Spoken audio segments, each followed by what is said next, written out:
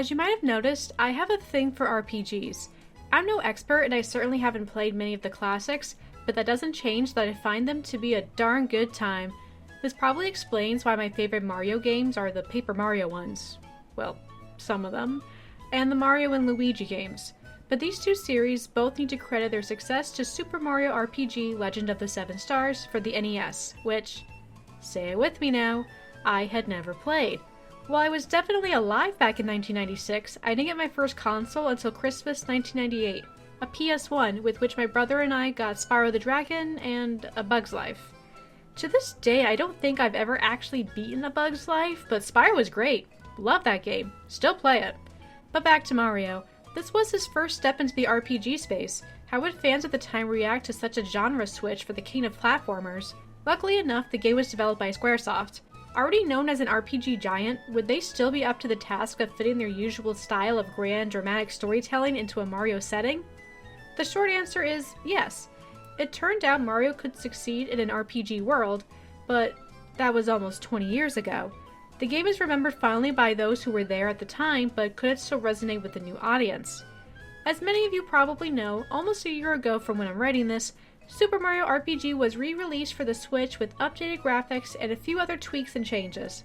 As someone who, again, has been starting to realize more and more that RPGs are just my jam, I couldn't just ignore a more accessible way to experience this classic, so of course I had to go out and play it. As always, if you want to see the journey before hearing my overall thoughts, pause here, and head on over to the other channel, RisingFeathers Plays, where there should be a playlist either in progress or all finished depending on when you're watching. Feel free to subscribe to both channels cause that would be super dope, and with that, let's talk Mario. Right from the start of the game, there's already a change from the SNES version, with you needing to decide whether you want to play the normal standard difficulty or breezy for an easier time for those who just want more of a story experience.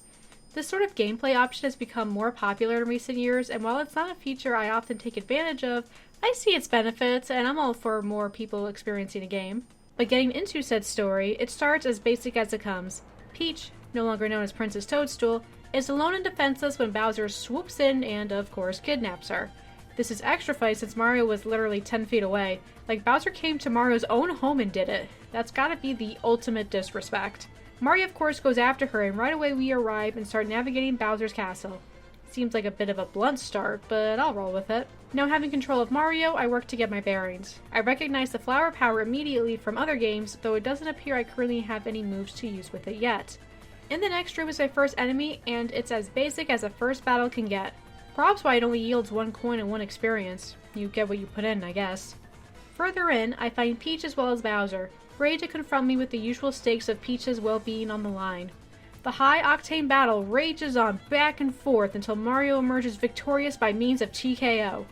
They just don't build them like they used to. But before Mario can claim his prize, I mean cherished friend, the castle starts shaking and a giant sword with a face pierces right through the middle of the castle, taking countless lives of both guards and cleaning staff. During its descent, it passed through a giant star, scattering it throughout the land in 7 pieces. Probably not my problem. Regardless, it makes for a really good title screen, though not so good for Mario, who's flunked from the place, conveniently landing back at his home, I mean his pad. It's not Mario's house, it's Mario's pad, like the permanent bachelor that he is. But before we get too far from this sword thing, I can't be the only person who thought of the Sword of Sargeras, right? I mean, yeah, back then, no, obviously no one thought of that, but seeing it now, yeah, that was my immediate first thought. I'm not alone, right? Right? Pandaria was my favorite expansion. At Mario's pad waiting for him is the most nonchalant Toad ever, who's here to pick up Peach. I guess she never got her license. But before heading back to Bowser's to try to get Peach, Toad kindly informs me that due to progress, autosave now exists, which is pretty nifty, but I'm also free to use those dusty, obsolete save blocks, just like the good old days. I personally have trouble trusting autosave. How often a game autosaves feels inconsistent between games, so if available, I will always manually save. Just makes me feel better, you know? Marching right back up to the castle, I immediately get stopped by the big sword. He apparently can talk, for he claims that the castle now belongs to the Smithy gang, and they've got big plans for it, so hit the road. And with that, he collapses the bridge, cutting us off from getting inside. Well, that stinks. Reporting back to Toad introduces one of my favorite quirks of this game. As he is still, Mario is mostly mute, so whenever he needs to relay information, he'll do these dramatic pantomimes, and I just think they're really fun. He gives off "Timmy fell down the well" energy. But there's nothing I can do about it here, so I need to do the responsible thing of telling the Chancellor of the Mushroom Kingdom that they once again have a lost princess. So is the Chancellor Toadsworth, or does he not exist yet? On the way, I settle back into my usual RPG tactic of unaliving everything I see from point A to point B in hopes of reducing potential grinding later in the game. Initially, I take more damage / do less damage than I could be because I told Toad that I knew about action commands and then ignored the clear signals telling me when to do just that. A few fights later and I level up for the first time. You get an overall stat increase, but you also get to choose whether you'd like a bonus increase in HP, physical attack / defense, or magic attack / defense. As you get more party members, this makes a bigger impact as you work to balance your team. Another plus is that leveling heals you, which drastically cuts down on the need to heal yourself during travel. Exploring the menu a bit, I find that there's a bestiary to check out.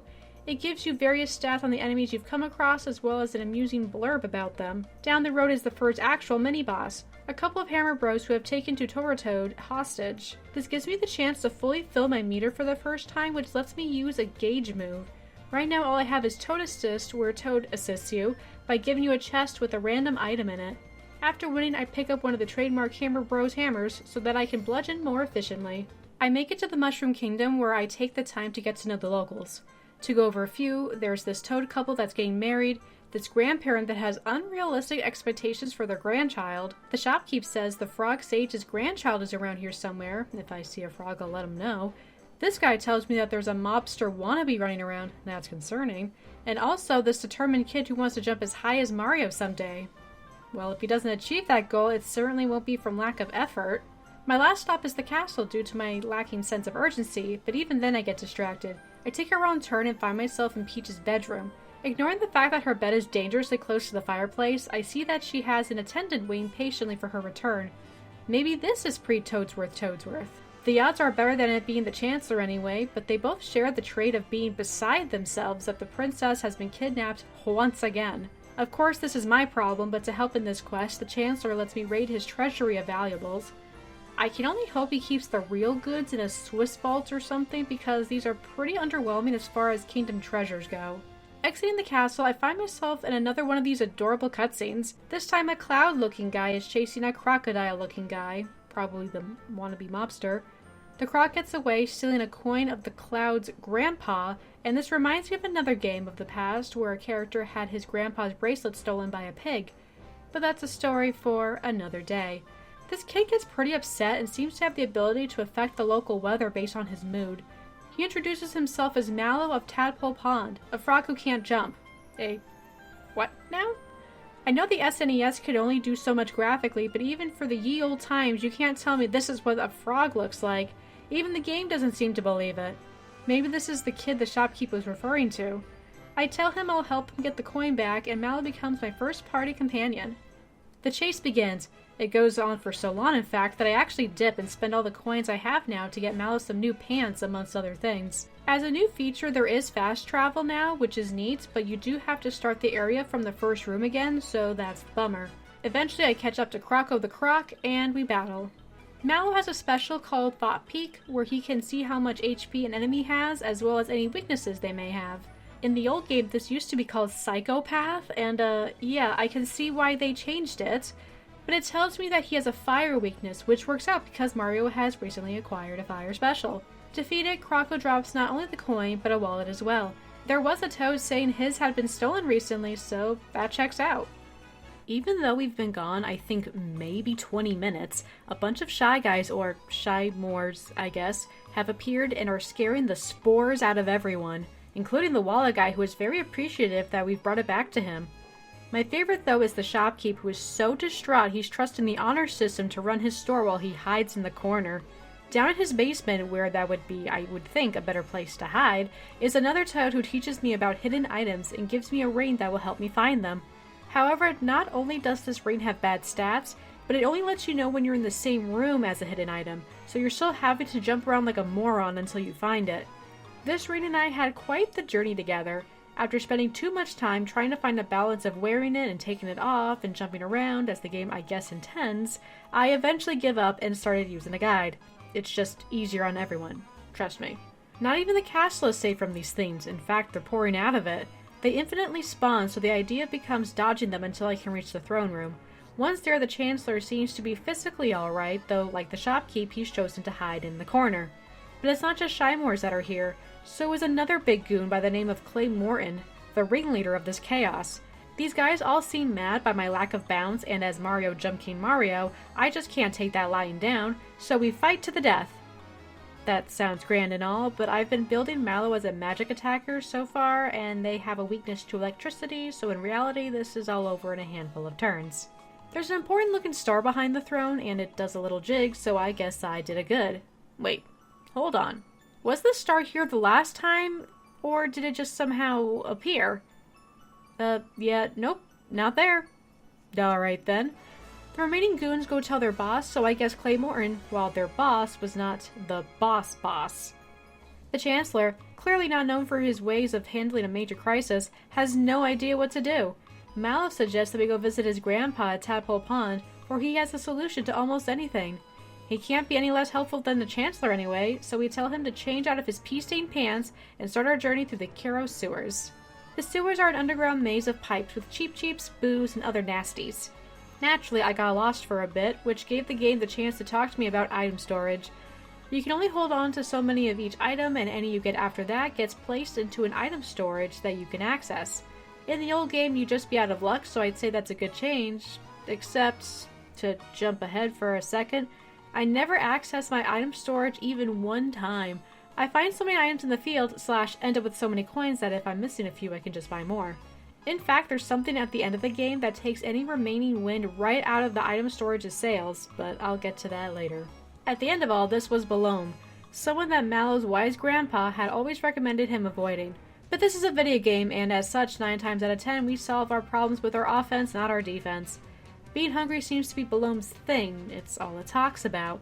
It also turned Mario into a scarecrow, which was admittedly avoidable because I did get a badge that prevented that, but I wasn't wearing it at the time. At first it was fine though because Mallow was doing super effective damage, but then Balome ate Mallow. Okay. But even as a scarecrow, you're still able to use your special moves somehow, so as long as I have FP, I'm good. Oh. Do I just lose now? Oh good, it wears off. Oh good, I won. Oh good, he spat up Mallow. Oh shit, Balome released the literal floodgates and we're about to drown. Just kidding. Seems like this is a mini-game. The Midas River course, so okay, gold must be involved somehow. And it is. You're basically being swept downstream, collecting as many coins as possible before reaching the end. Even though I didn't know this at the time, not only does this game go on for far too long, but it's unnecessary to give me another avenue of acquiring coins. I appreciate the thought, and it never hurts to try something once, but I think once was enough for me. So 3 years later, here we are at Tadpole Pond. Mallow introduces us to all of his tadpole friends, and from there I meet this famous frog sage, no longer Frog Fuchsius. Naturally, he already knows about Smithy and Peach's capture, and while that second part is unfortunate, Smithy, it would seem, is the greater focus at hand. Clay Morton was just one of several major minions from Smithy, meaning there is still much to do. Mallow is voluntold to continue traveling with us, which confuses him because he's only a simple tadpole, and it's at this moment that the frog sage drops the biggest truth bomb a tadpole can get. That Mallow is in fact not a tadpole. The frog sage explains that one day, in a very Moses sort of way, he saw a basket floating downstream with the name Mallow on it. The frog sage decided to take him in and raise him as his own, but the time has now come for him to make his own way in the world and to find his birth family. Naturally, Mallow is a bit taken aback by the complete change in identity and perception of his entire life up until now, but he collects himself pretty quickly and agrees to come with us. Rosetown is our next destination, but before that, I explore the pond some more. An aspiring composer tadpole tells me about his favorite song, the Frog Sage's Suite number 18. I write down the notes because it just feels like I should. Further in is the great composer himself, Todotsky. He teaches you how to compose music using the tadpoles and his conveniently sheet music looking section of the pond. Now, while it's been a while since I've picked up an instrument, I can read basic music. Rather than using A through G, this uses Do, Re, Mi. Putting 2 and 2 together, I play for him Frog Sage's suite number 18. It's the inspiration he's been looking for, and in his gratitude he gives me an alto card, which is a membership for the juice bar. Alright then, moving on. It seems you can't just ever directly get to where you want to go in this place.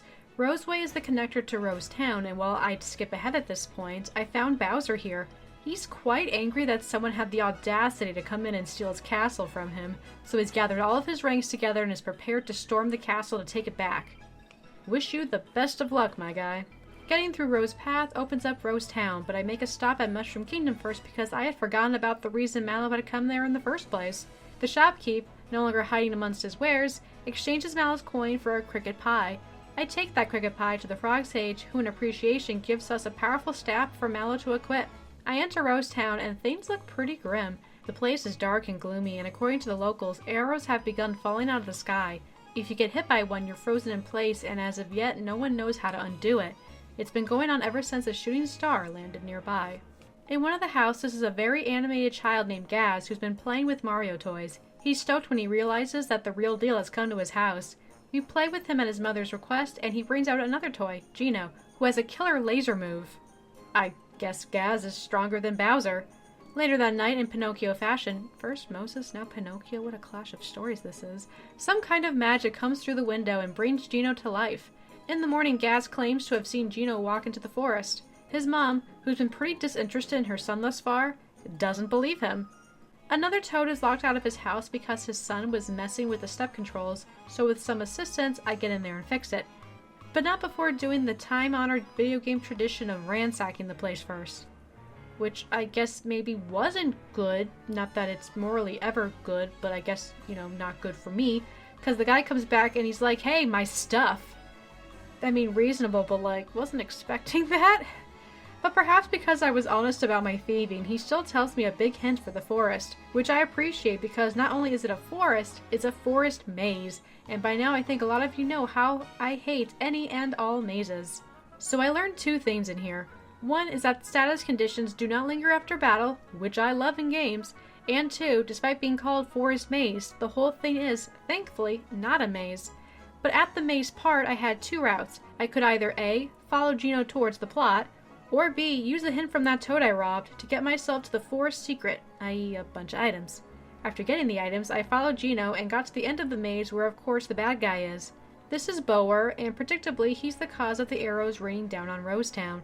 In addition, he also has one of the stars we're looking for, which seems to also spark Gino's interest, for he decides to fight him alone, saying he serves a higher authority and that the star belongs to everyone. It's commendable, but foolish, so we go in there and help him. The gimmicks of this fight are that there are buttons on the ground matching the ones on the controller, and whichever button his arrow hits becomes locked, so either magic attacks, physical attacks, or items can become temporarily inaccessible. Toad Assist remains locked for the entire battle, but that's to make sure you have meter available for the newly available triple move.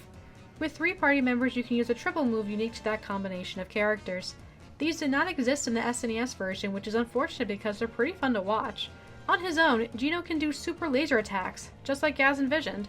After Bower is defeated, Gino reveals that he's a visitor from above, borrowing this form and that we are to continue calling him Gino because his real name is too hard for us to pronounce.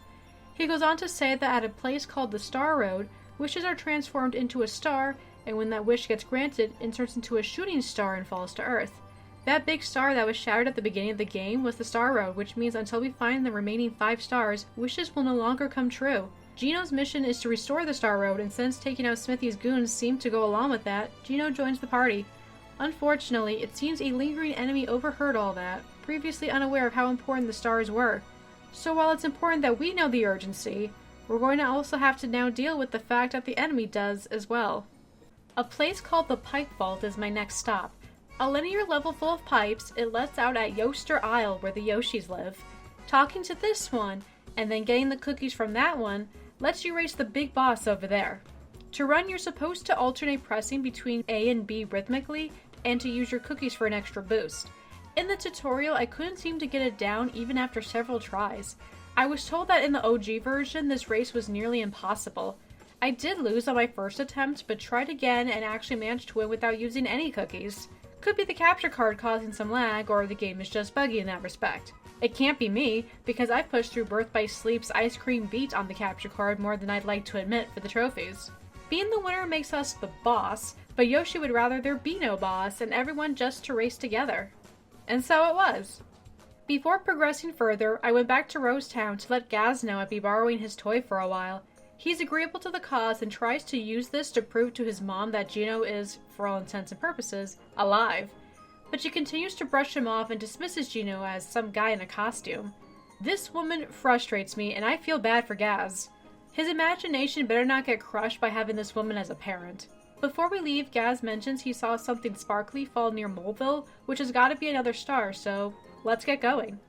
Moleville is, unsurprisingly, the home of the moles. But the moles are in a panic because the star crash-landed on their mines, trapping 2 children inside. Bowser is here as well, though things aren't looking the best for him. It seems that since his minions have only ever fought Mario and Mario-adjacent foes, they're no match for Smithy's gain, and most of his allies have run off. But to Bowser, the idea of Mario knowing that he'd been kicked out of his own castle is more than he can bear, so for now they just seem to be marching around looking tough until they can come up with an idea. Meanwhile in the mines, the moles are unable to rescue the kids and are quite distressed. As expected, I volunteer my services and start making my way through. Inside I find a spring and I, of course, jump on it, only to hit the ceiling and fall unconscious. And who would emerge but Croco, back at it again. I wake up to find all my coins have been stolen, so I put a pin in that child rescue thing and hunt him down. I find him, of course, and in no time not only do I have my coins back, but also a micro bomb. For science, I of course had to try the spring again to see what would happen, but it's just another concussion. Up ahead is the paw of the trapped children. How we got in here, I have no idea. Standing in front of a cave-in. We use my microbomb to create an entrance and carry on. At the end of it all is the boss Punchinello, who's got a thing for bomb-bombs. First he summons several of them, but AoE attacks take care of them pretty quickly. Then he summons bigger ones, and then the biggest one of all, which kills him when it falls on him. And then it explodes, which we live through, and shakes down the star. Well, that's that. Alright. Sure. We win, I guess. In the next room are the kids, Dinah and Mite, as well as a minecart. The minecart is our ticket out of here, but it's also another minigame. In this one, you want to see how fast you can get through the mines while collecting coins and not running yourself off the track. Like the Midas River, it goes on for far too long. We literally crashed into the family's home, but the parents are grateful that we've brought their children back to them. Leaving their house, there are 3 sniffsters trying to catch a beetle to give to some guy named Booster, who is described by one of the moles as the weirdo living in the tower, which is probably the one I noticed on the map on the way here. Some of the other moles tell me they're looking for certain items, and I do take note of it, but to be honest, I ended up completely forgetting about them soon after, so I never found out how important these trades could have been. Sorry. Before heading to the Tower of the Weirdo, I make a stop at Tadpole Pond to finally see to these frog coins I've been collecting. There are some neat healing items here that I could buy, but for now I decided to stick to what I have. Booster's Pass is what takes me to Booster's Tower, but like all these places that just bridge 2 areas together, not much happens here. Though I do take some time to catch up on my bestiary reading. Reaching the entrance to the tower, I find Bowser there, lamenting of when he too had a mighty fortress. But he quickly noticed us dropping eaves and actually gets embarrassed, which is pretty funny. Meanwhile, from the top of the tower, who should be also hearing what's going on but Peach? Though despite the fact that Bowser is the one who's been talking, Peach is somehow able to tell that Mario is there too. In any case, she shouts to let us know that she's there, to which Bowser decides is a good enough reason to bust down the door. He even lets us join on as his minions. Our running gag throughout the rest of the game will be that everyone in the party just goes along with the whole Bowser's minions thing, so he can save face and feel better. He's homeless now, he's doing his best. Battle parties are only 3 members in size, so from now on I need to decide the best battle configuration for a given time. Mario is always required to be in the party. Each member has a unique party buff that can activate upon several successful action commands. Each combination of party members results in a unique triple move. Rested party members still gain experience, and you can also swap members mid-battle. It's honestly not a bad gig. I find the man Booster himself, but due to needing to entertain his guest, the Princess Peach, he doesn't have time to go all out on his usual games and tricks for his guests, so we'll just have to be satisfied with what he can do in such a predicament. Early on I found a room where I had to land just right on a seesaw from a high spot so I could get launched high enough to hit the item block. This took several tries since the seesaw is off screen until you've already committed to the jump, but once you do it, it's worth because the item was a much stronger weapon for Mario. A few games and tricks later, there is a room with a chain chomp in it. She and Bowser have an instant connection and she decides to come along as Bowser's weapon, happy to make mayhem after being cooped up there for so long. I didn't realize Bowser was a chain chomp whisperer, but it finally lets him get a weapon, so I'm not really gonna complain.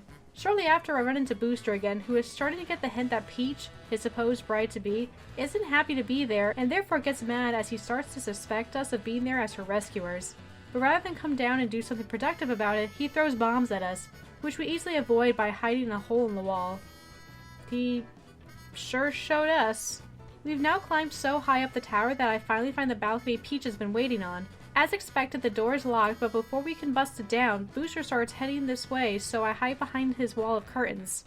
He and the Snifters are there to do some wedding planning, but it's the blind leading the blind, as none of them really know what a wedding even is. In the end, concluding it's a party where you drink punch and eat cake. I mean, yeah, kinda. But due to how complicated this all sounds, they opt for a rehearsal. Booster must shop at the same store as the Gaz household, for he also has a set of Mario toys. However, Mario himself seems to be missing, and due to his tendency to charge in and ruin things, apparently, it's important to find the doll for this run-through. And so begins yet another minigame, where the Snifters start throwing open the curtains in their search for the Mario doll, while real Mario has to keep himself behind a set of curtains not being opened. They finally do throw back all of the curtains at the same time and expose him, but don't notice as they finally find the Mario doll sitting up above. Unable to reach it at such a height, Booster gets very upset, but Mario, ever the helper, gets it down for him. Booster is so appreciative that he gives us his charm. What a silly fellow. Apparently, if you lose this hiding game, not only do you not get the charm, but you actually have to fight Booster instead. Deciding to skip straight to the real event, Booster opens the door to Peach with a password, Lindsay, which is my name, and for a hot microsecond I actually thought Nintendo was like, yeah, that's a great name for a password, when in actuality it just uses whatever the name of the Switch profile is. But just curious, are there any games that actually have a character named Lindsay? Bonus points if it's spelt the same, cause, you know, there's a few. Once on the balcony, it seems that Booster has already taken Peach away, and instead we're faced with a mini boss fight with Knife Guy and Great Guy. That's great. The battle literally takes less than 2 minutes, and afterwards we jump off the tower to go after Booster. Something I wondered during most of my playthrough is at what level the game expects me to be at. Remember, I picked the standard difficulty, not the breezy story mode, but I'm facing almost no challenge from anything I've come across. Either I'm just used to more difficult games, or I'm overleveled. As a point of reference, you can see here that Geno hits level 11 after this encounter. Insights would be appreciated. Going after Booster kickstarts minigame number 712.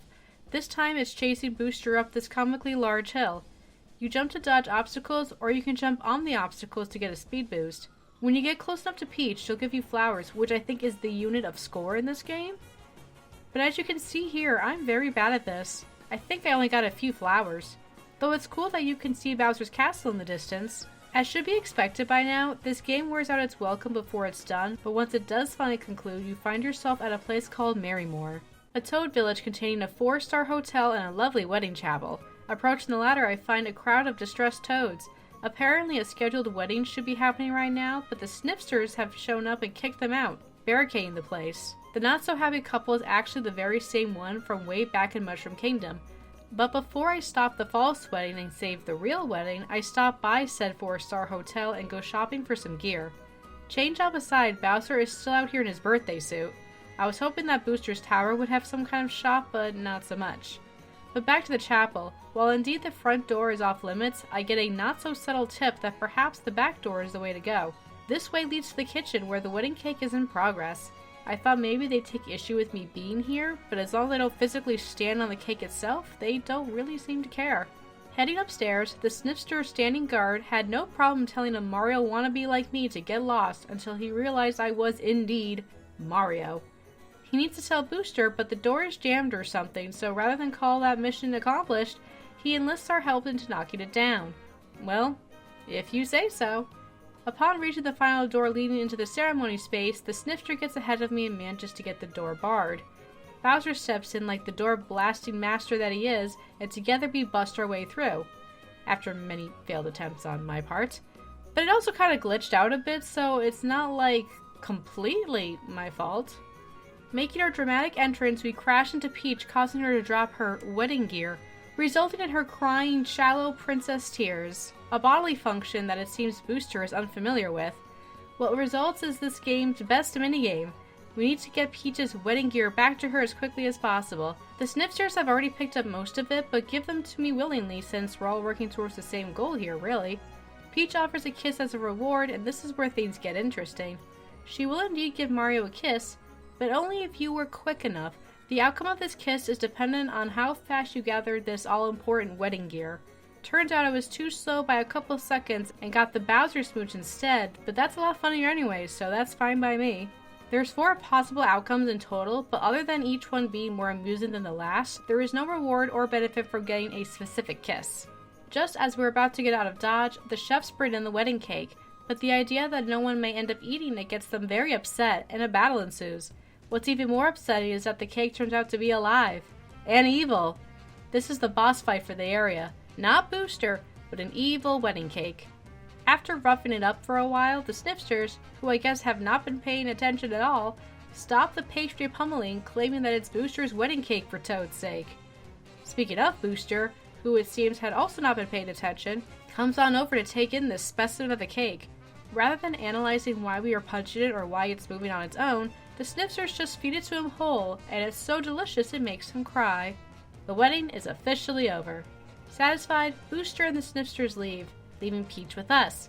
She is of course overjoyed, and while she feels lucky to escape her wedding, she hopes someone does marry her someday. Peach, as someone who is able to see into your future, I think you need to be a bit more specific with that sort of thing. She joins the party and... Wait, we didn't even get a star from this! I originally wrote that on our way out, Raz and Rainy, the Toads who were actually trying to get married, thanked us for saving their big day, but looking at this dialogue again, no, they actually don't. Well, good thing I wasn't invited, cause then I'd have to tell them I now have more important things to do. But real quick, I checked downstairs and sure enough the chefs are back at it, certain that this cake will stay put. Perhaps going to warn the ungrateful couple of them possibly being in danger of an attacking wedding cake would be the nice thing to do, but I know when my presence is no longer needed. We head back to the Mushroom Kingdom to let the Chancellor know of Peach's rescue before he works himself into a tizzy. But rather than simply being grateful for the return of their princess, the Toads get pretty judgy about how I kick it with Bowser these days. However, once everyone is all caught up about Smithy and the Star Road, they accept it. Peach wishes to remain in the party and see this adventure to the end, but the Chancellor deems it ridiculous, so she doesn't. Which makes me nervous because I had given her the signal ring, and I'd want it back if she isn't coming. I mean, I kinda assumed she would join us for real at some point, but when would that be? Then again, the game seems to account for this exact scenario because the signal ring still points out treasure. Unless the game still has her in my party, but is just visually hiding that she is, meaning her gear would still be in my inventory. If I had paused to see it actually doesn't matter, because 30 seconds later, Peach joins us for realsies by way of jumping out her bedroom window. Cool. Not quite sure where to go next, I go back to Mr. He already read the script, Frog Sage, who bluntly tells us there's one on Star Hill. Star Hill is where wishes that have been granted by the Star Road fall to, but several wishes have fallen here without being granted due to the now lack of Star Road. I initially write these down in case I have a way to grant them myself later on, but spoilers, it seems that while some can be granted as you progress, they just get replaced with new ones, and they are there for lore purposes and nothing else. Though there is this one here from Mallow's parents. Good to see they're keeping the hope alive. This place reminds me a bit of the final world in Kingdom Hearts 3, except there I have no doubt that every single wish has a complex backstory that somehow impacts the plot, rather than just being background lore. At the end of the road, the star is just laying there. Seems like a gimme, but after all the work at Boosters, I guess that's not the worst thing ever. Ready for the next hurdle, Peach suggests that we try Seaside Town.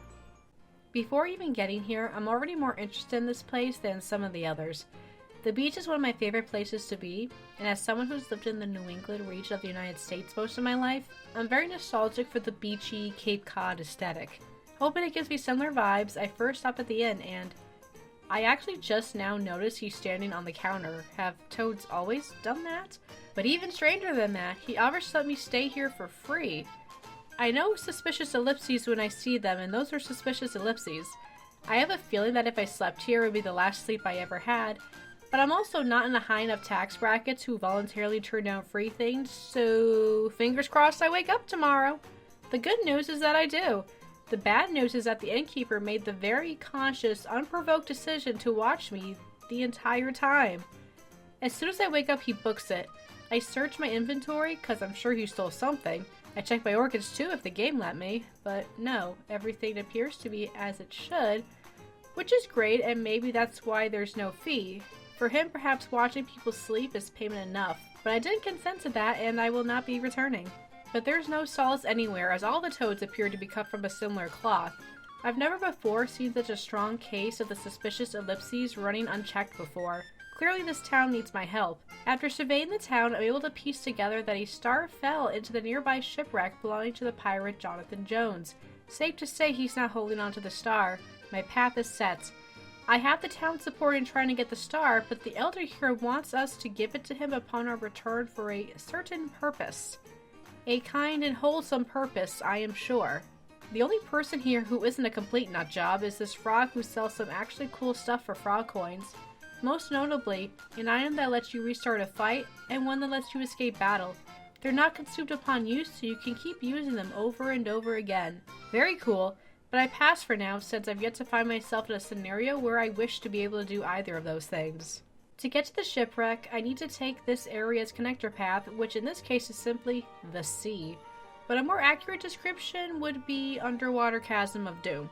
After spending some coin, the shopkeeper here tells me the ship was sunk by a sea monster, and those who have since approached it have never returned, which in real life would give me something to look forward to, but as it is, I'm not too concerned. Calling it the Underwater Chasm of Doom might have been a bit of an exaggeration, since it's the usual assortment of long rooms, easy mobs, and the occasional diverting path, so it should be no surprise that I soon make it through and get to the ship itself. The ship contains some log notes about how it became the shipwreck, and it seems the sea monster that attacked it was trapped below in the treasure room, and if I know anything about video games, it's that the star has a 99.9% chance of being there. To reach it, I need to figure out the 6-letter password using the 6 hints. There's a hallway with 6 doors, each guarded by an enemy. Once the enemy is defeated, you can enter the room there, and you'll find some sort of puzzle that will reward you with a hint if you can solve it. The worst was the 3D maze. I had a hard time getting through it. You can't see the path, so it's just a lot of blind jumping. There's a give up button, which I thought would put me out of my misery, but it just takes me back to the beginning. Right as I was about to say screw it and look up a guide, I somehow found my way through. Not sure who thought that a maze where you couldn't see the path would be fun, but yeah, I guess at least one person does. I run into the shop guy again, who says that even if I don't do all 6 puzzles, I can still make an attempt at the password, which I'm sure makes the speedrunners very happy. And me too, because when I got to the password room, I had only gotten 5 clues. Looking back later, it seems that the room right before this one might have been bugged. The door leading to the password room is supposed to be locked, and you have to use a barrel from the pile to help you press both buttons at the same time. Like, if you look at this barrel knowing that, you can kinda tell it's a bit different, but as you can see, I just jump all over the buttons and am able to walk through the door without ever touching the barrels, or even realizing what the puzzle was supposed to be. Not that it really made a difference because it doesn't really give you a clue about the password, just access to it. So I went in with the following 5 clues. 1. There's an S in the word. 2. It is found on the bed of the ocean. 3. It has 2 vowels. 4. It is very valuable. 5. It is actually a they. For those who give up, the answer is pearls, and I was on the right track at one point by considering pearl, but dismiss it because of its letter count, completely not thinking about it actually being a they. Once I figured that out, my prize is a fight with King Calamari.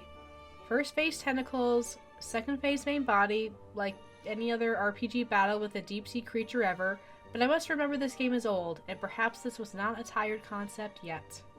But he didn't drop the star, and still no sign of Jonathan Jones, so I guess I was wrong about that. So it's back to exploring the ship I go. I continue down the hallways, blasting my way through enemies left and right, thinking the ship definitely looks smaller on the outside, when I finally get to a room of shark pirates who claim the star belongs to their captain, but then I one-shot them with Gino's AoE beam. More show up, but they either suffer the same fate, or take themselves out through other minion shenanigans. At the end of the longest ship ever built is the guy I've been looking for, a guy who's just one J short of asking me for pictures of Spider-Man, Jonathan Jones. My husband has been insisting that I give One Piece a try, and as part of that, I'm trying to take goofy looking pirates more seriously. So let's give this guy the benefit of the doubt. After all, sharks can be quite deadly. I mean, look at this, I'm outnumbered and... Well, those were the small fish after all, and I have a much bigger one to fry, so let's give him the benefit of the doubt and... Well, phase 1 is always the easiest, right? Phase 2 is where things will get crazy. See, he's red now, before he wasn't even in his final form. See, he wants to go mano a mano. Get Gino's hack beam out of here. This is how real battles are fought. Ever seen Fight Club? Not that I'm talking about it or anything. I mean, gotta give him credit for being a good loser, right? He might actually be a nice guy. When I get back to Seaside Town, the Elder and some of the other toads are there all excited about it because, actually, the Elder is Spiritovich, who is a member of Smithy's gang, impersonating the Elder, as are his minions to the other members of the town. This perfectly explains why everyone was acting so unnatural. As such, Spiritovich wants me to hand over the star, cause duh, but when I deny him, he starts threatening the real Elder who has been imprisoned in a shed. They tickle torture him, but I hold firm. I hold firm so well, in fact, that he runs out of new dialogue, or any dialogue, in fact. The guy's got nothing left. I have no choice but to give in and hand him the star. They make a break forward towards the sea, but Johnny and the gang come to our aid. See, he is a nice guy. A friendship that can only be forged through, perceived, fierce combat. This prompts a true boss battle with an undisguised Spiritovich, and while he does hit a bit harder than others have, Peach is able to keep up with the heals, so victory was only a matter of time.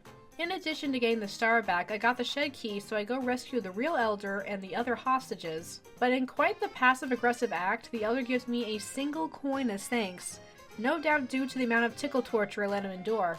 Guy, I'm sorry, I didn't know. Before leaving, I decided to pick up those frog coin items I was eyeing before I forgot about them, and come to know that the inn now costs 15 coins. Nah. It's a little too late, pal. I'm not taking the chance that you weren't in on this somehow. Go watch the Elder sleep or something. I chat with Mallow's all-knowing grandpa again, and he says to go to Monstro Town, located on the other side of the desert through an area called Land's End. The hardest part was the sky bridge, where you have to jump across platforms with bullet bills coming at you. An attempt costs 5 coins, but if you fail, you have 2 choices. Talk to the guy again so you can try again, or jump into a giant cave and see what happens. My first attempt did not go well, so out of curiosity I jumped into the cave. It leads into an underground area, which takes you to the pipe vault, and if you take the right pipe once there, like I did, you'll find yourself on the Midas River again. You can simply quit the minigame if you want to skip it, but I was greedy and did it anyway. From there, you're back at the map and need to go through Land's End again to get back to the bridge.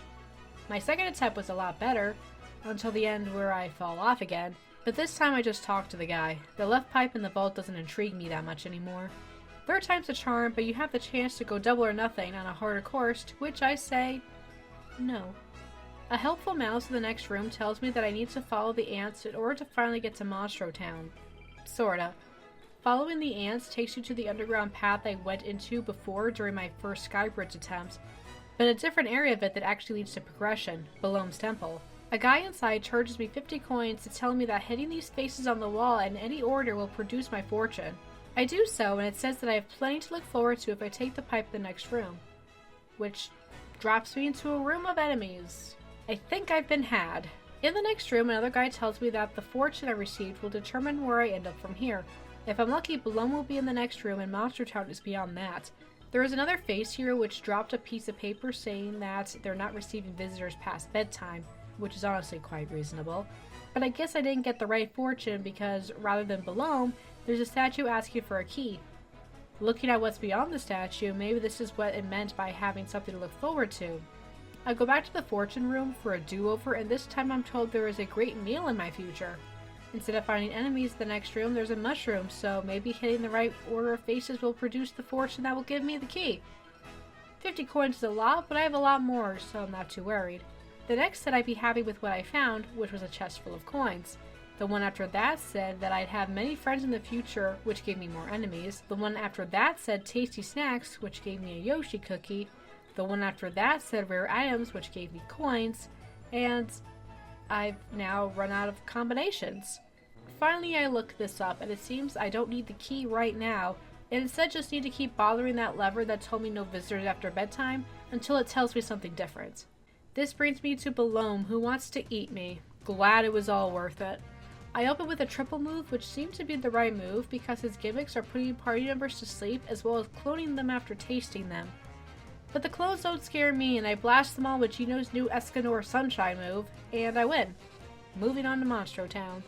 The first thing about it of note is its million doors. The next is that the shop is run by Groomhilda, who we saw in charge of Bowser's Goombas way back when. She apologizes for deserting, but Smithy was just too scary.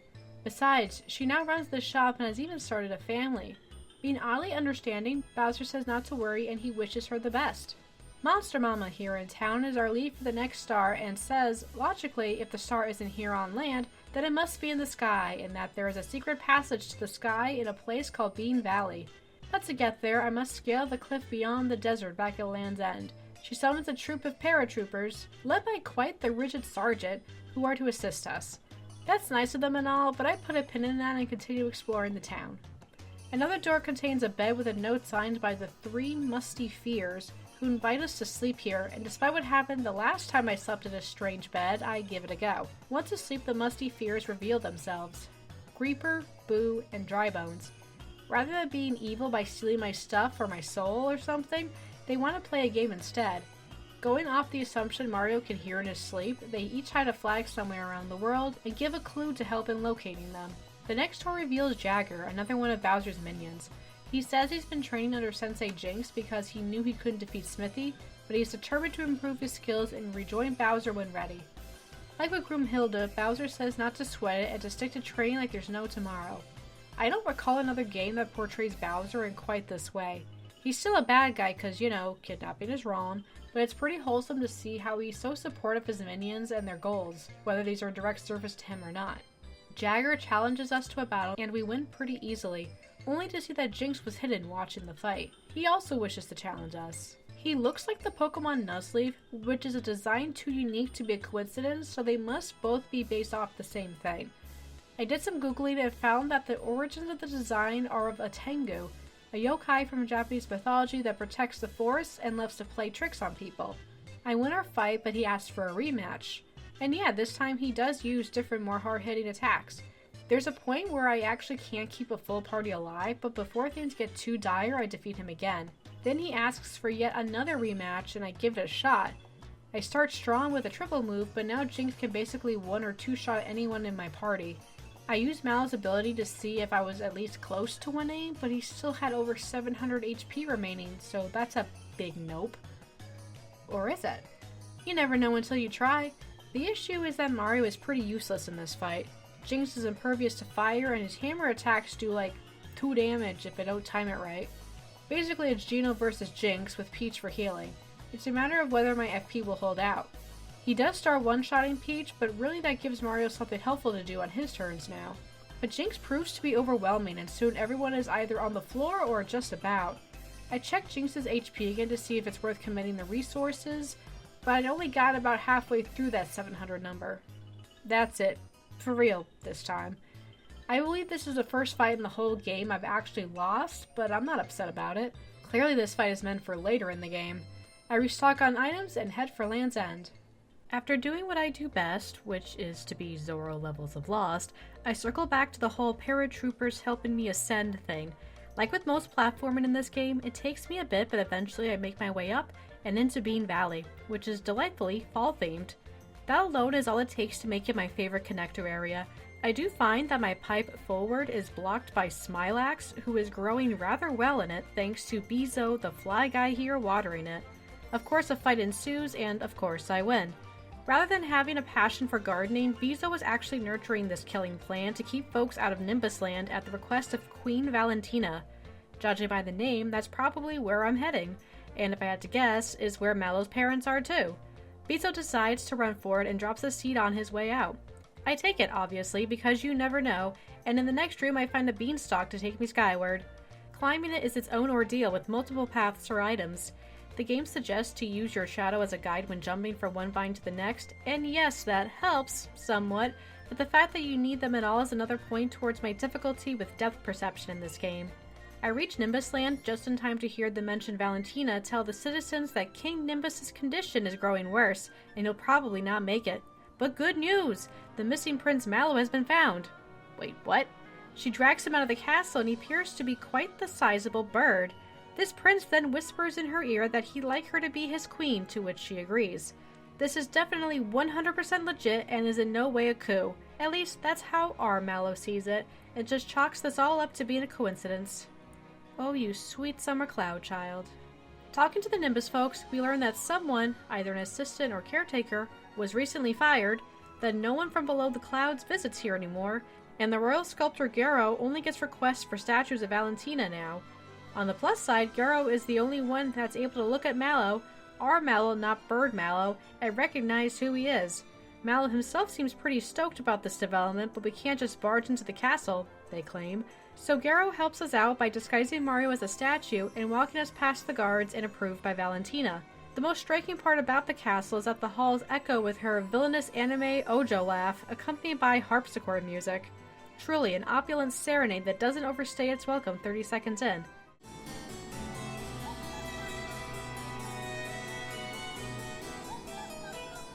Prince Mallow, or Dodo as Valentina likes to scream at him, is tasked with polishing the statues, but is also prone to pecking them aggressively for no explored reason, so we have to jump to avoid him. But fighting him is inevitable, and once we defeat him, Mario's able to drop the disguise and roam the castle freely. Several locked doors later, I find more well-meaning people who speak of the nearby hot springs that would surely cure the king should he take a dip. One of these folks was once a guard until Valentina fired him. Oh, that's the guy. As such, he has no qualms about giving us the master key she didn't think to confiscate, as long as we don't tell him what we plan on doing with it. Smart man. But thanks to that master key, I can unlock the middle room, which I was told contained a giant egg. And wouldn't you know it, not only is that indeed the case, but Bezo and their watering can are at it again. The door leading to the next room is locked, and not even the master key can open it, so I have no choice but to play with the egg for the key, i.e. battle Shelly, which then hatches into a Birdo. A very flirtatious Birdo. The key is given upon victory, and Birdo doesn't seem upset whatsoever, so that's something, I guess. The king's room lies beyond, but it's locked, and my master key doesn't work for that either, making my master key so far only useful on one of 3 locks. Really the exact opposite of what a master key is. Bowser wants to bust down the door again, but Mallow insists on finding a quieter method in case his dad is truly ill. Of course, Valentina has the key, but when we go confront her about it, she does what most villains should do, honestly. Say no, and leave. We go after them, of course, and I first catch up to Dodo. Perhaps due to his defeat last time, he doesn't stick around for more than a few turns before hightailing it out of there. I continue to run after them, but with perhaps a bit too much enthusiasm. I tear through a door right off the edge and fall down to the aforementioned hot spring. This could have been a silver lining after losing sight of Valentina, and also now having a walk ahead of me back up to the castle, but no, only royals are allowed entry into the hot springs. Excuse me. Valentina must have circled around because I find her back outside the castle pretending she's queen and all that. I finally get to fight her for realsies, but alas, Dodo swoops in and, somehow, carries Bowser away for a one-on-one. I don't know if he's got it out for him personally or if he'd just take any party member in that spot. Who can say? Back at Valentina, it's a 2-on-1 and then a 1-on-none as Mario and Geno fall asleep. I bring in Peach for the assist, and that combined with a series of strong attacks, the battle doesn't last long. When both Dodo and Valentina have had enough, they once again run away. This time dropping the key, meaning I no longer care where they've gone. Mallow can finally be reunited with his parents, and they're overjoyed. Mallow introduces us, and the king is especially jazzed about meeting us and wants our autographs. Their highnesses tell us that a star fell into the volcano recently, home of a mighty dragon, and once we arrive we should seek out Cindertoad for aid. Of course, no one should expect a reward for this reuniting. How can you put a price on family after all? However, I do accept permission to use the hot springs. They lead into the volcano anyway. Just kidding. Well, I mean, they do lead into the volcano, but in terms of taking care of that right after, I don't. Chat told me that at this point I could go get some crazy good items, so that sounds like a better idea. The game never would have told me about it or led me to it, so it's the kind of spoiler I don't mind having. But it's kind of a process. Step 1 was getting fertilizer from Bezo, who was floating outside of Nimbus Land. To get to him, you need to take an invisible path, and I don't know how you would have been able to figure this out. And you can't even see Bezo from the main cloud, so you wouldn't even know there was something to even look for. Step 2 is to take that fertilizer and give it to the gardening maniac in Rosetown. A true enthusiast, first he freaks out about that seed I picked up a while ago, and then the fertilizer. He of course combines them and a giant plant grows instantly, which I'm able to climb. Thank God I went through his chimney instead of his roof.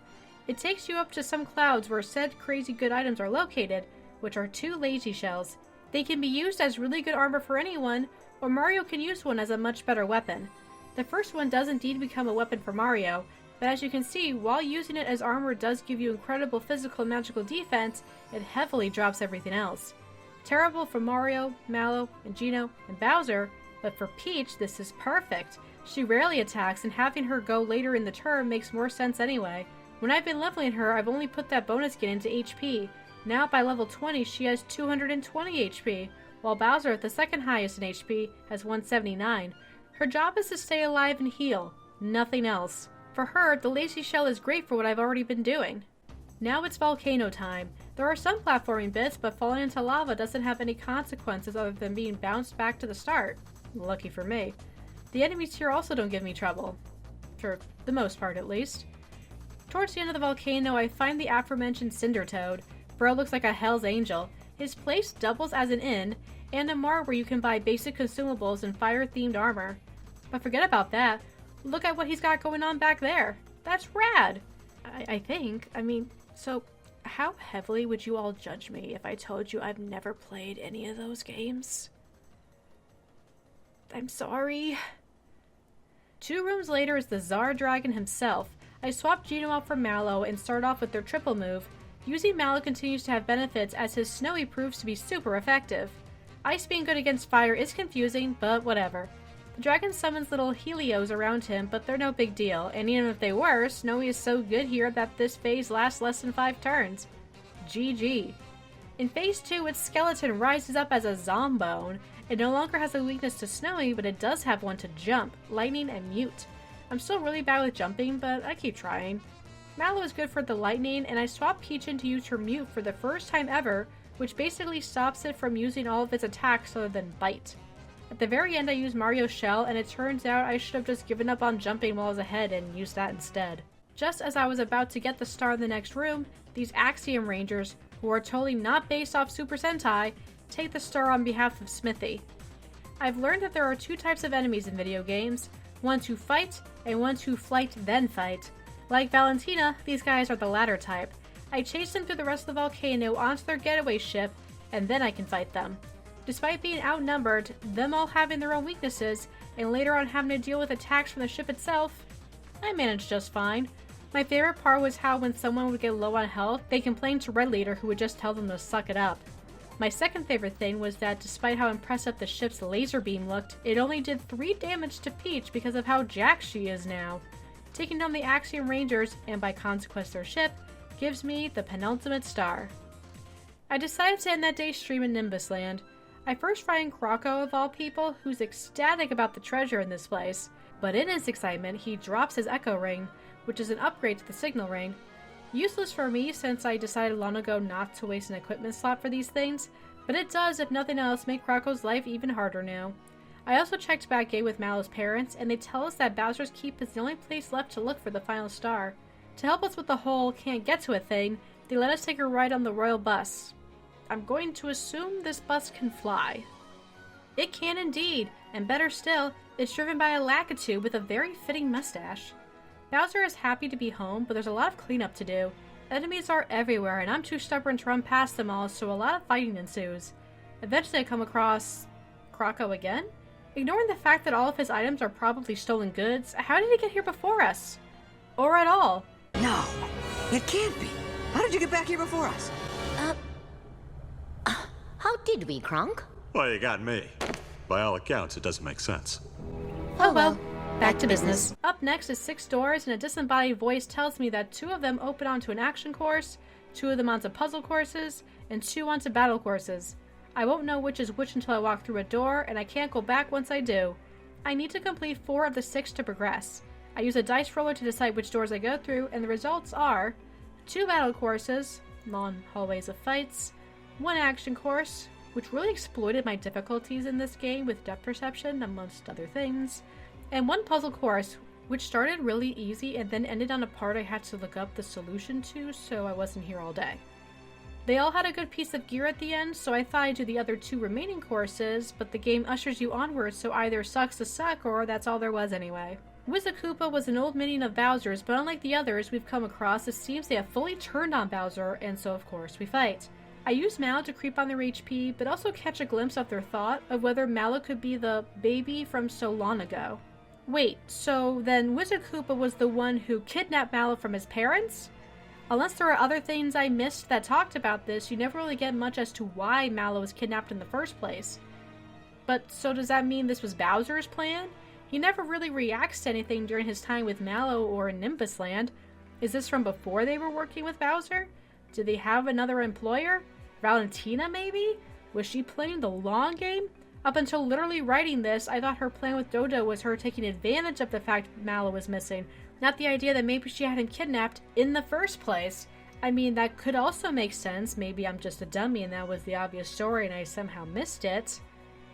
Also, Bahamut is in this game. He's never looked better. Defeating Wizakoopa brings them to their senses. Turns out they hadn't betrayed Bowser, at least not on purpose.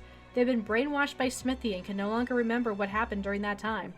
Being the oddly caring employer that he is, Bowser doesn't really go into detail about it and continues to be encouraging. Determined to help us, Wizakoopa offers to forever heal our HP and FP, and also conjures a chest of coins that never runs out. This is probably one of the most generous gifts an RPG has ever given me, but I can't really enjoy it. By this point I had about 2,500 coins and nothing to really spend them on. This is the most first world problem I think I've ever had. Infinite coins and nothing to do with them. There are 2 doors that lead from this area. One looked like progress, so I quickly left and checked the other where I found Croco one last time. This time he's selling a final set of gear for our heroes. Being 100 coins each makes them the most expensive items I've come across, but with my fat stacks I could have bought them all several times over without needing the infinity chest. Maybe the chest is more helpful for speedrunners? I don't know. But Croco calls us pal, and that's character growth. Back through the progression door, I come upon the room with the chandeliers that kicked off this whole thing. I remember it taking less time to get here back then, though. This time I'm confronted by a guy named Boomer. I guess this is what you might call a full circle moment. The fight itself was nothing to write home about, but Boomer's defeat was quite dramatic. Our chandelier then becomes our elevator as we ascend to our next plot point. On the way up, the game does a dance. I don't know why, but I dig it. We're launched onto the top of the castle, right in front of Smithy for the final battle. Wait, what? Exor? Who the hell is Exor? This whole time I thought the Sword of Sargeras here was Smithy. Cause, you know, he showed up in a dramatic fashion and we haven't seen anyone give this guy orders or anything. I must have missed something. Again. So this is Exor, I guess, and he is but another of Smithy's minions. Not out of the woods yet, it seems. I started with my classic triple move opening, but it's after that I see that he's got a lot of parts to him. They do a lot of status conditions in addition to offense, but the main part was the hilt, which cannot be damaged unless other parts were incapacitated. I say incapacitated because in true boss fight fashion, they do come back after a few turns. Peach kept everyone alive, and with my basic attacks being enough to get the job done, my flower power was almost exclusively for her. Any attacks aimed at Peach herself either missed or did only a couple of points of damage. She might be officially broken now. Once defeated, he sucks us into Weapon World, where Smithy, the real one I hope, should be. At this point, Bowser tries to dip, saying his priority is his castle and not any world-saving BS, but Gino points out that since Exor is the connector between these two worlds, Smithy is sure to send more weapons through. Until Smithy is defeated, Bowser's castle is now a weapons highway. Even Bowser can't argue that logic, so we continue onward. This world is meh. Mostly because navigating it becomes tedious when you have to jump on these nuts repetitively to get from one platform to the next. Between that and the end of the game on the horizon, I was less inclined to explore alternate paths this time. You ever get like that, when the end is in sight and you just want to get there already? It's not like it was a straight shot to the end anyway. Being that this is the final connector path, there were several mini-boss encounters I had to get through. The Ultra Hammer can be found here, and I probably would have equipped it if it wasn't for the Lazy Shell. The end of the line. The assembly line! This place is where all the weapons are made in the last dungeon of the game. Of all things, there's a toad in here. This makes even less sense than Croco being in Bowser's castle, who is so desperate to help us and contribute in some way that he's here to sell us items. I mean, if he really wanted to help that much, he could have just given them to us for free. Just saying. Sadly, I am unable to buy most of them because I'm already carrying the max amount I can. What Toad should have been selling is more pockets or even a bigger backpack. That would have been nice. One more onslaught of mini-bosses and then at last the villain himself, Smithy.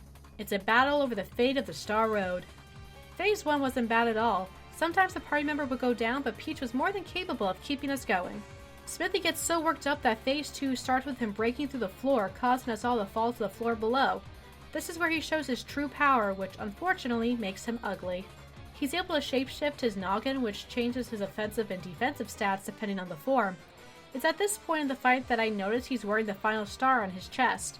Even for the final boss, Peach is still so jacked that she's still taking only single digits of damage. The others have a bit more trouble staying upright, going down after 2 or 3 hits of his stronger attacks, but Peachy's got it. I do look up this fight to double check whether or not this is the true final battle, and that's because I've been hoarding so many items this whole game. Other than some healing items, I basically never use my items in most of the games I play. I get nervous that I might need them later and then end up never using them. But if this is the last hurrah, then why not use some and see what they do? This was the longest fight that the game has given me by far, but with going all out on items, I could do this all day. Or at least a long time. A long time later, and Smithy at long last goes down, rewarding me with the final star. But it isn't all good news, for having collected all the stars marks the end of Gino's task. The Starro can finally be brought back to normal. He literally ascends into the heavens, transcending his borrowed physical body, and reforms the Star Road. You did good, buddy. Back outside, we can see that Exor fades away, and life can go back to normal now. Or at least everyone can start working on what the new normal is. Frog Sage seems to be spending more time with Todovsky, Gaz got his Geno doll back, and his mother actually plays with him. Croco channels that running power into racing with the Yoshis. Booster has a real wedding to Valentina that's officiated by Dodo. Did not see that coming. This star character in Monstro Town seems to be doing well. I didn't mention running into her because I really didn't do anything with her. Jonathan Jones does his best Mako Tsunami impersonation. Mallow takes his place as the rightful prince of Nimbusland. His tiny crowd is so cute. And Bowser and his minions start working on rebuilding his castle. We end with a lovely group photo before going to the credits parade, led by my boy Luigi. It starts as the pixely 2D that Mario was introduced as, and then transitions to the HD 3D Mario has become. It's very nice, honestly. Post-game drops you off at your pad right before going into Bowser's castle to beat Exor. The last parts of the journal unlock, and you get a voucher to stay at that fancy hotel in Marymore. So, naturally, I head over there. I mean, why not? Gotta see what all the fuss is about, right?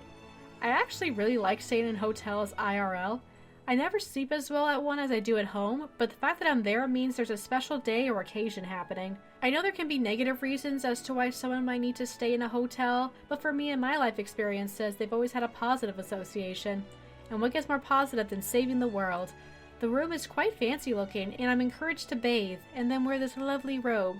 I do indeed bathe, the water is very hot, but I'm disappointed because it won't let me wear the robe because it's too small. That had bummed me out probably more than it should have, to be honest. I try out room service and tuck in for the night. Gino appears out of nowhere and watches us sleep. I really just need to stay away from all inns and hotels in this game. But he also observes a bright light through the window in the direction of Star Hill. So we go to Star Hill, but all that happens is that there are new wishes and Gino thinks we should talk to the Frog Sage. There wasn't a better way to do that? Grandpa doesn't really have any insight about that, but brings up how Jinx was stronger than us last time we fought, which is game code for, go beat him. With the new gear and stats I've gained since then, I'm able to easily defeat him. Not only does he give us the Jinx belt, which only the strongest fighter can wear, he also gives us his title of Sensei, and renames his dojo Mario Style Dojo. I almost feel bad, I didn't realize he staked his whole reputation on this. I didn't mean to take his whole brand away from him. From there, Grandpa gives us nudges towards other past encounters that I need to defeat in a rematch before confronting what's going on Star Hill. And I never finish it. The rematches are actually quite difficult. Not like, oh, that was hard, but I did it, but like, oh, I actually need a plan, otherwise I'll lose. Guides will suggest certain items to be equipped to help counter status effects, however some of these I had sold already from non-use. I might be able to buy them again, but the real issue was that I was just kind of done with the game. I was ready to move on. I don't blame the game. Post-game bosses are often fun, but it had taken me so long to find the time to beat the main story that I was kind of mentally checked out, if that makes any sense. Even now, as I write this over a year later, I still don't feel the oomph to go back to it. But that doesn't mean I'll leave you folks hating completely. I did a bit of research and found that a locked door in Monstro Town is the location of a non-post-game super boss. You do a trade in Mulville for a shiny stone, which unlocks the door and reveals Colex, or however you say it. He was a super boss from the original game, and I think that's really cool how they didn't update his art style. Like he's been there this whole time, waiting. Apparently he was extremely challenging in the original game and still has some fight here. Defeating him gets you the Quartz Charm, a very powerful accessory that would have made my time with the post-game bosses probably much easier.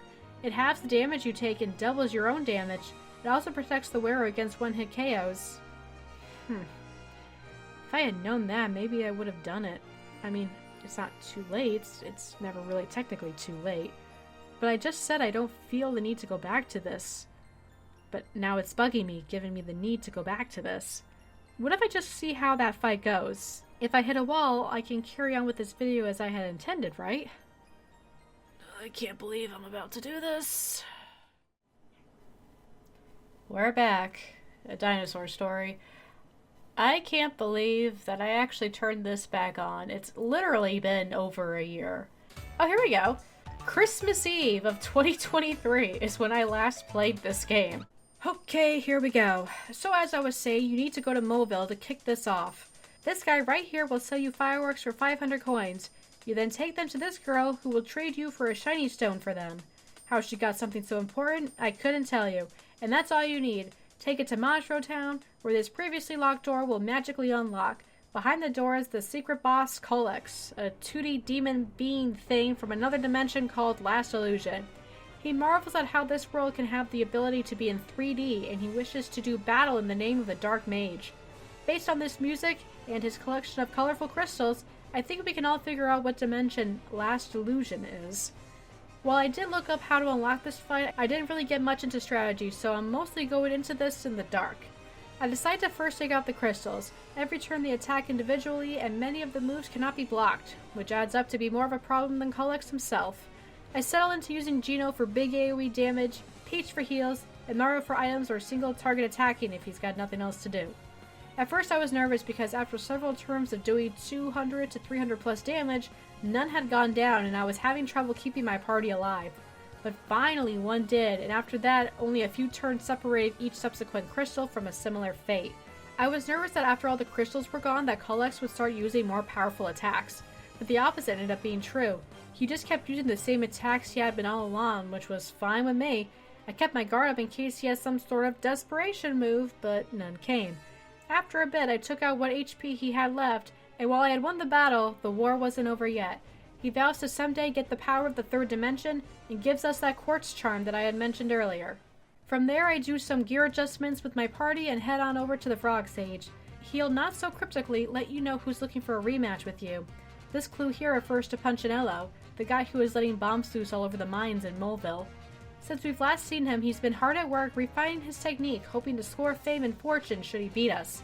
Bowser then cuts in to assert his own fame, which makes Punchinello a bit nervous but no less determined. He's a much higher level now, and being able to beat Bowser and his minions would for sure secure his fame. His defense is much stronger now, so strong that even though I'm at max level, my attacks do less than 5 damage to him. He also summons bombs that, if given the chance, will one-shot anyone in your party, including Peach. But this means they're also strong enough to damage Punchinello. When the bombs show up, they'll either be facing the party or Punchinello, and that determines where their explosion will go. Physical attacks with good timing are able to turn the bombs around, but when you have multiples to deal with, at least one tends to get through, and then it falls apart from there. After several tries, I was finally successful. The best way to do this is to have Peach cast Sleepy Time.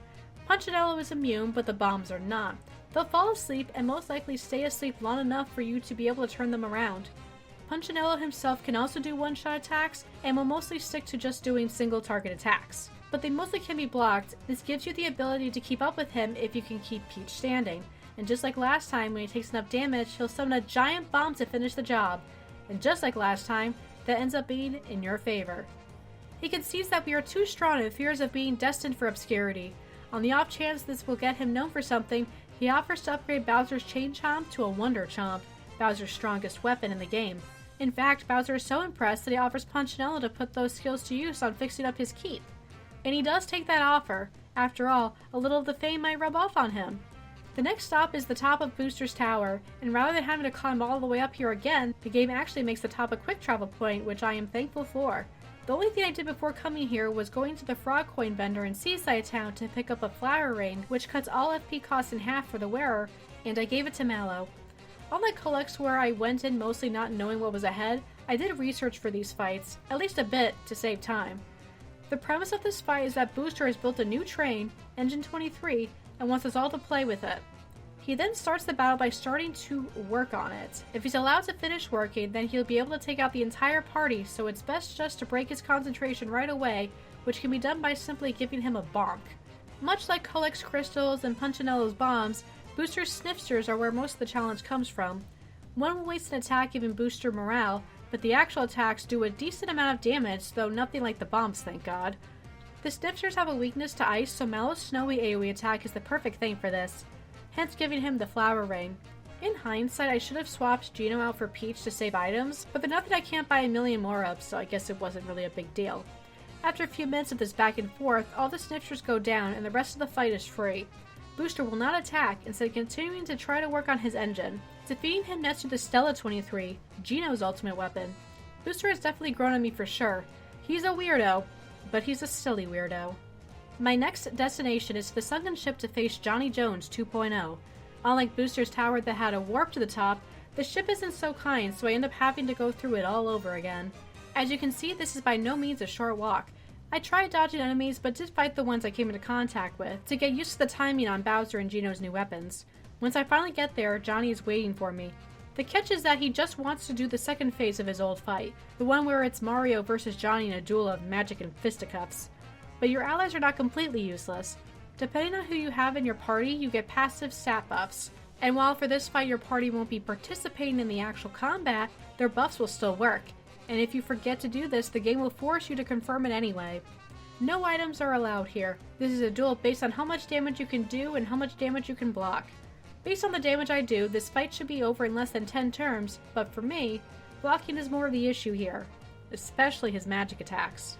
After my first loss, I doubt the power of the Quartz Charm and switched for the Jinx Belt, but that turned out to be a mistake. The next time I swapped Bowser's defense up for Peach's magic defense up, since his Diamond Saw and Fire Saber were the attacks I was struggling with. It took a few more tries, but I was finally getting those timings, and that's what got me through. Really, this fight isn't that hard at all, I'm just bad. Rather than a weapon, he gives us the extra shiny stone.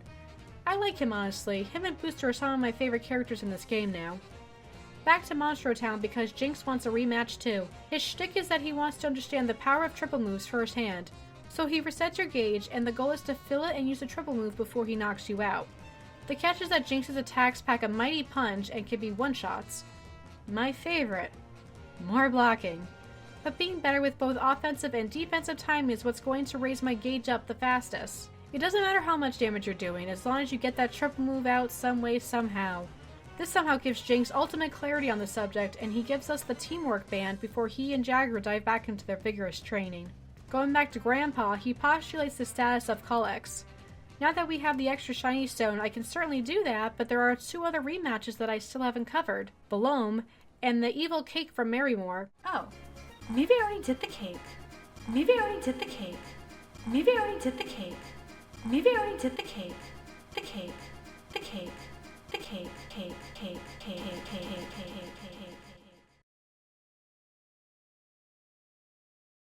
So yeah, as I kinda suspected but couldn't remember, there are a few of these rematches I had gotten through back when I was originally playing this game.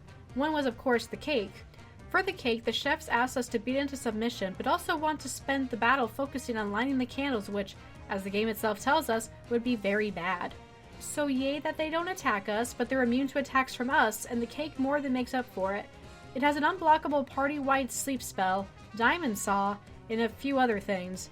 Each attack on the cake puts out one candle, but if you're unable to keep up... Oh shit, well, there goes the candles.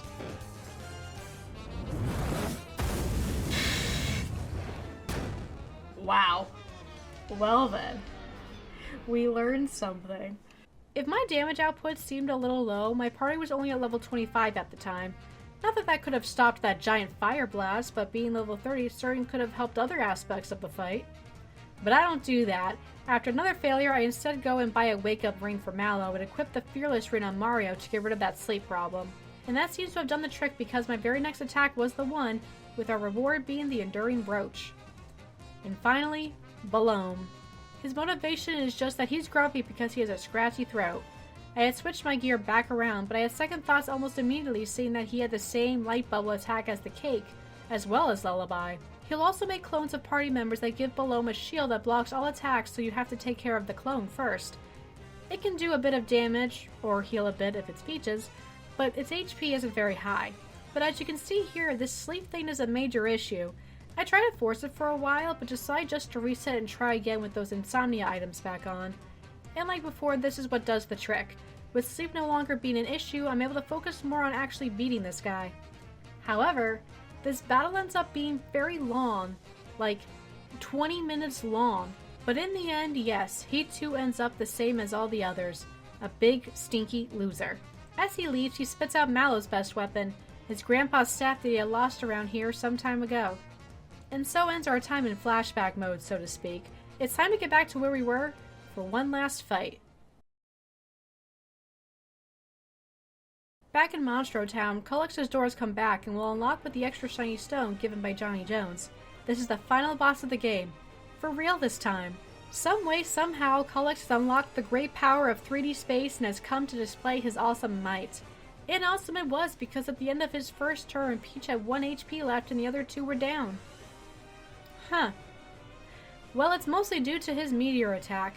It will leave anyone at full health at 1 HP and KO anyone else. He always uses it turn 1 and then has a countdown for subsequent ones. Of course the crystals are back, but somehow even more annoying. The play here is to exploit each crystal's weakness and to take them out one at a time. My first go at this did not go well, which is not surprising. I didn't have max pick-me-ups for some reason, so I got a couple of those and went back in. This time my start was worse because Peach did not survive the first turn, leaving me with Geno and Mallow as my only surviving party members. It was at this moment I realized I should not have led with Peach, but too late now. If that wasn't bad enough, by the end of the second turn, only Mario was left standing. I corpse swapped for Peach and was able to save this attempt, at least for now. I don't think there's a right order for destroying the crystals, basically just in the order by what ones give you the most grief. I went after the water one first, which for some reason has a fire weakness, I guess because it has ice attacks.